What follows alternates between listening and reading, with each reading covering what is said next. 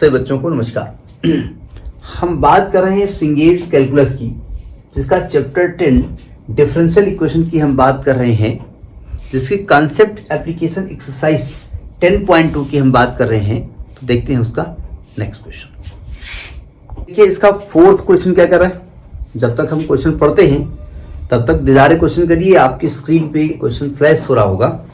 Question कह रहा है कि find the differential equation of the family of the curves y is equal to a e to power 2x plus b e to power minus 2x where a and b are arbitrary constant।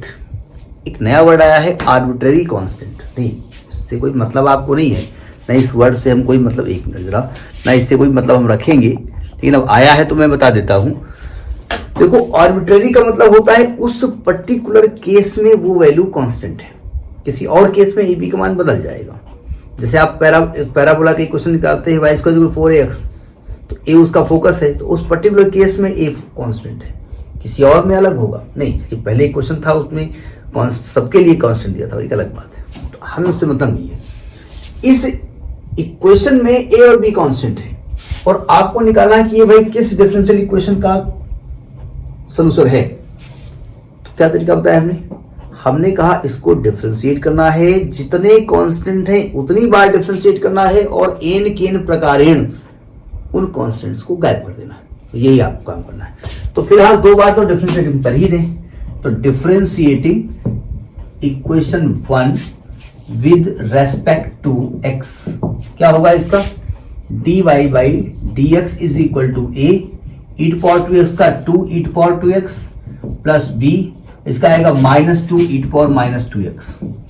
अब आप कहेंगे ये बता भैया एक बार differentiate किए हो, ठीक है, कुछ नहीं गायब, वो एक को नहीं गायब। अब नहीं हो तो हम क्या करें, हमको 2 बार डिफरेंशिएट करना है। देखते हैं। तो dy by dx is equal to आएगा 2a e to power 2x minus 2b e to power -2x।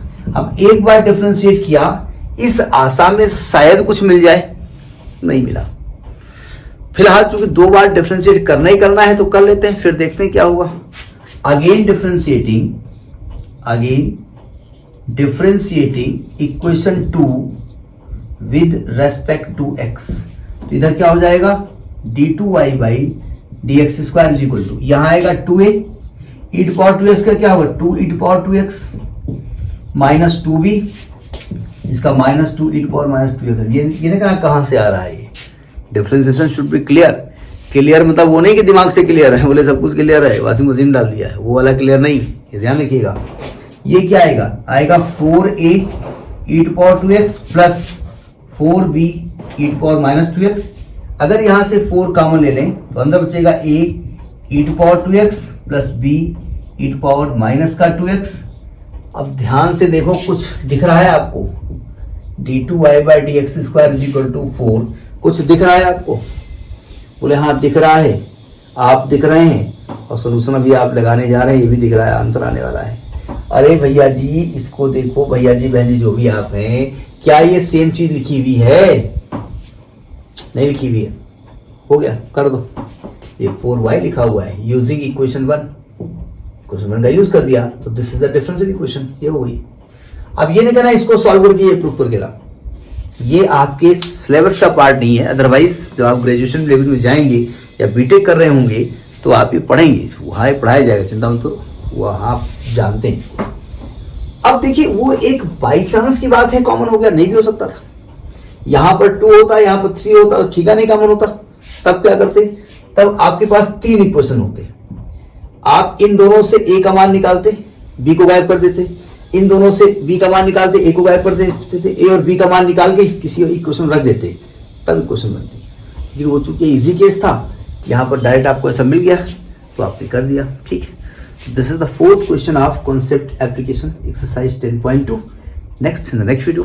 नमस्कार।